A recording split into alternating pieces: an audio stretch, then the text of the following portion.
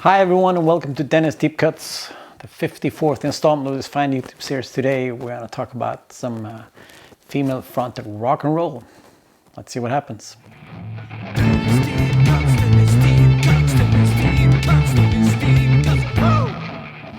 Thank you so much for the amazing response on the last episode about 90s hardcore. I should have guessed that people that follow me on any type of platform might be widely invested in that type of music. I love the spirited debates on whether my lists were correct or not. And welcome to all the new followers. You've got plenty of episodes to check out. As I was doing the previous list and I was going through my 90s hardcore record collection, one thing that was quite apparent that there were very, very, very few women involved. I did an episode where I talked about the Donuts and Umeå hardcore, but they were kind of the exception to the rule. And to be honest, not a great look for 90s hardcore, that there were no women in the scene. Well, it's not true. There were women in the scene, but very few bands with women. So I want to counterbalance that, and I'll give you some female-fronted rock music today. When I got into punk and hardcore, I had this idea that everybody's welcome, everybody should be a part of this, and everybody that felt like a freak or misfit or an outsider should be a part of this world. And it was easy to me to sort of see what I was supposed to do or what I could become, because since the advent of rock music, dudes have been looking at dudes playing guitars. And I remember going to an interview with Viv Albertine here in Umeå with Sarah, and she was a part from the Slits, Viv Albertine from the Slits. She was a part of the early punk scene in the UK, 75, 76. She was hanging out with the Sex Pistols and the Clash. And she said that for us as women, it was hard to see ourselves up on stage. We wanted to play, but we had no role models. Like even the way our anatomy is different from men's, like where do I hang my guitar, basically stuff like that. And it resonated with me because I do think that representation matters. If you can't see yourself doing something, or you can't see others like you doing something, then it might be hard for you to do it. I'm very glad to say that the hardcore scene of today is much more inclusive and much more diverse. There's still ways to go before it's a completely, equal scene, but it's striving that way, which I find amazing. It makes me very, very happy. I realized that people might be weirded out by the fact that a middle-aged white man is talking about these issues, but I think that feminism and the patriarchal structures are issues that are really important for everyone. And when I talk about these issues, I try to talk about them from my perspective about what it does to men and how destructive this world is, not only to women but to men. And I talk to other men about what can we do to make our sisters feel safe, and what can we do to create a better world where we are equals. Maybe this list will not accomplish that, or I'm pretty sure that this list will not accomplish that. But maybe if you're a woman, you find some inspiration here. And if you're a dude, maybe, you can, if you're a dude that don't have that many women in your record collection, maybe this is a good start. So yeah, 10 records. They're a bit more on the obscure side, some of them. Great female-fronted feminist rock and roll. Let's do it.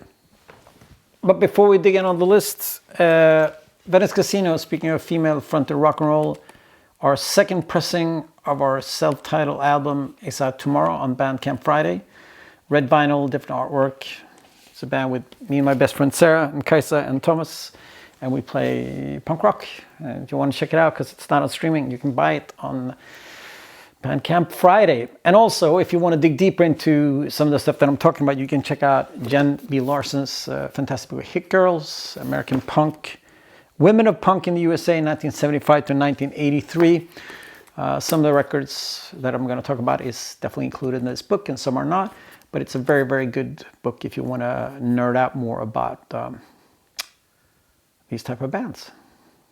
Let's do it.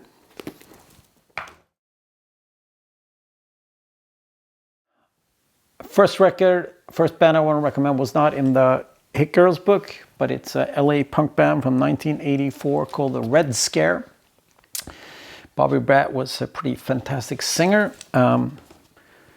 They sound very sort of typical of that LA West Coast punk hardcore style of mid 80s. It's a really, really cool record. Bobby Bratt got tired of punk after that in 1985. She started her own band called the Bobby Bratt Band, but they never released anything due to the fact that she tragically died of cancer at the age of 26. But this is a really recommended record, and you could check out some of the YouTube live clips. It's really cool.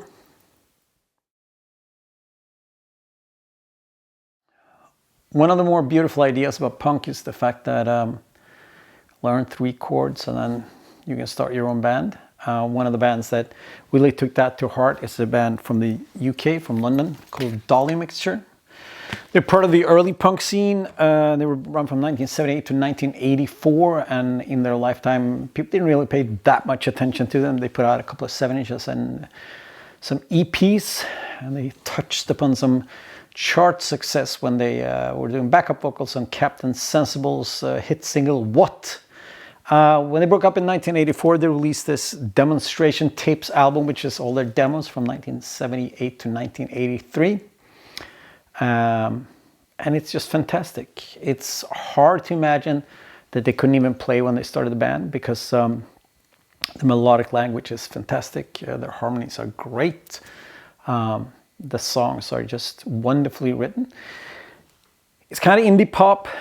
It's kind of post-punk. It's a little bit of girl group feel to it, but also has like a lo-fi garagey sensibility to it. And this is just a marvelous record. And I'm very glad that someone did a really nice reissue of it, because the original pressing that they released themselves is very expensive and quite hard to find.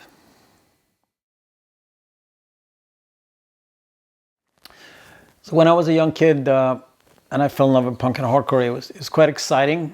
I loved the aggression of it, the violence of it. But at the same time, I had a lot of issues with the macho aspects of it, because I didn't really feel like a tough, masculine person. So when I discovered the whole riot girl scene in the mid-90s, it really, really resonated with me, like bands like Bikini Kill or Slant Six or Huggy Bear and stuff like that. And one of the bands that I discovered in that time period that I really fell in love with, and I still am in love with today, is a band called Team Dresch out of Olympia, Washington. They were a band from 1993 to 1998, and this is their second record, Captain My Captain, from 1996.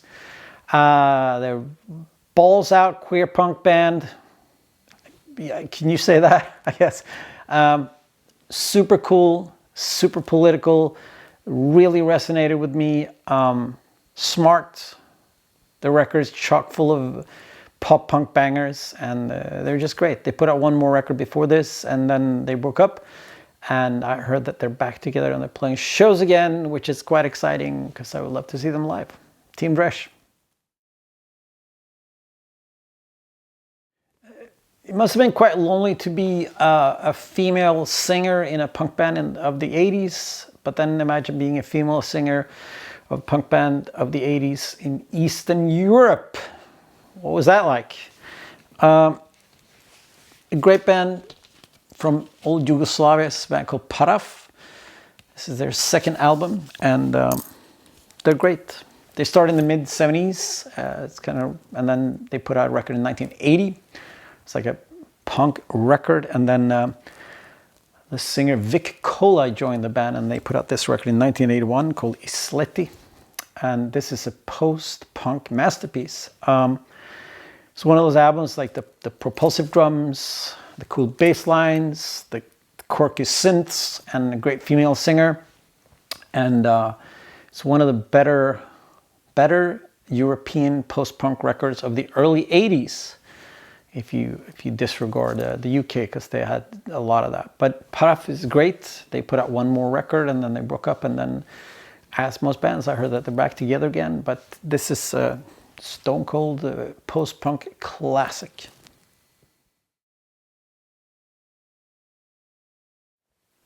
Next band is one of those bands that were really important to the whole American indie alternative music scene of the early to mid 80s. I'm talking about Pylon from Athens, Georgia. It started in 1979, broke up in 1983. 1983. Put out 2 great records. They got back together in the late 80s to go on tour with REM, put out some more music. And then they were playing a bit in the 2000s, but then the guitar player died in 2009. So that was effectively the end of the band. I didn't know much about Pylon. I bought the record a while back and I really, really love it. It's one of those funky post-punk records. And in my mind, I was like, it sounds like a demented B-52s or maybe like a American indie version of Gang of Four. And I started reading up about the band.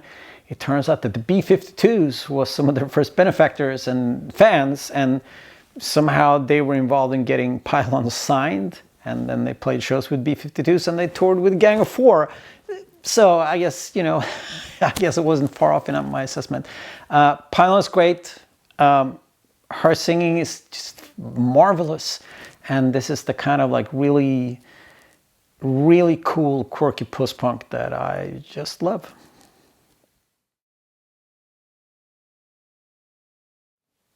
So I wanted to make my picks a bit more on the unknown or obscure side because I want this channel to be educational. Yes, me bragging about my record collection, but also slightly educational. But the next band, the singer of the next band is by far the most famous person or the most well-known person on this list.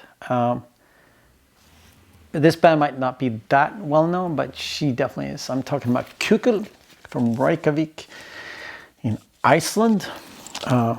Kukl started in 1983 and broke up in 1986. The first record, The Eye, is released on Crass Records.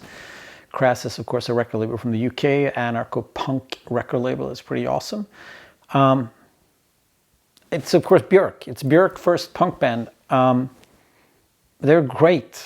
They're super weird, quirky, strange, experimental punk rock, anarcho, post-punk. The core of this band went on to form the Sugar Cubes. And then, of course, Björk became one of the most successful experimental pop singers of the last 30 years. She's magnificent, and I love Kukl. You could hear her voice and her quirkiness already, and that stuff is definitely worth checking out.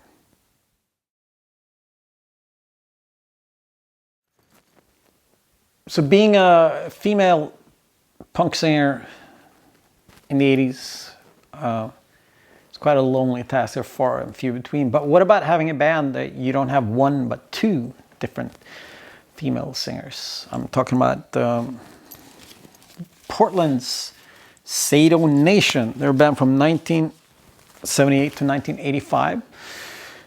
When they started the band, the guitar player was singing, but then they found this girl called Lisa Nation that sang on their first 7-inch. It's really great and really expensive. And then they recorded a record that never got released called Disruptive Pattern. And then Lisa moved to New York and they asked Mish Bondage if she wanted to start singing. And I love these cool little stage names that people had back in the days. Well, Lisa was more power pop and more like had a melodic sensibility. Mish Bondage was more a full-on, powerful, hardcore singer. So this record, We're Not Equal from 1983, is way more aggressive than the early stuff. Disruptive Pattern got released on vinyl a while back. It's worth checking out. It's a bit different, but the band is still great. And this record is a true, like, it's a fucking great hardcore record, punk hardcore record of the mid-80s.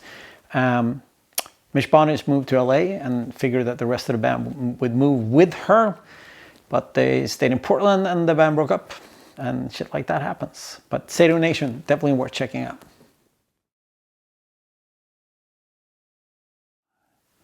Next gang was a part of the no wave scene out of New York. They started in 1978 and broke up in 1989. I'm talking about the band Ut. This is their final album from 1989, Griller. They put out 3 full-length records and a live album. This one's recorded by Steve Albini. being part of the no wave scene, when they started the band, they wanted to deconstruct the way we interact and the way we play. So they switched instruments between all the songs. All three of them were playing all the instruments, which might have been a bit of a nuisance to see live, but I guess it liberated them to do whatever they wanted with the music, which I think is super cool. I think in a lot of ways we are constrained by tradition and culture to perform in a certain way. And I assume that if you have different singers or different guitar players, there will be different melodic languages for these songs, which I think is a really cool idea. They remind me a bit of Sonic Youth, that kind of dissonant pop, indie, noise rock. Parts of them, when they go a bit poppier, it sounds like Sleater-Kinney. It was a really cool band that's definitely worth, getting into.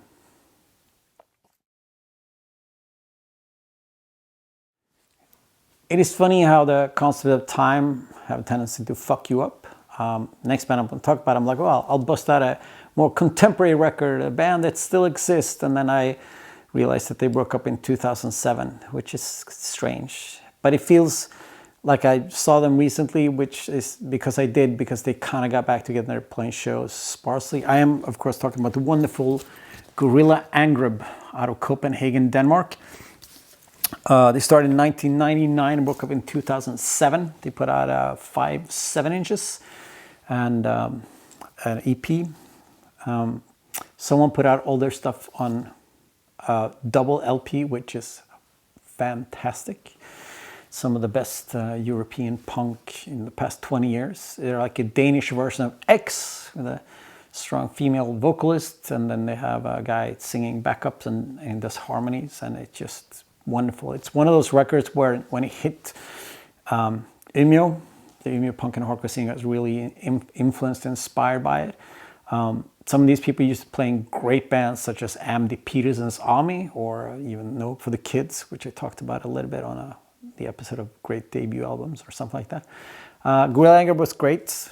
They're around, they play shows once in a while. If you ever get the chance to see them on one of their few shows, you should, because they're a fantastic band. And their whole recorded output is worth seeking out.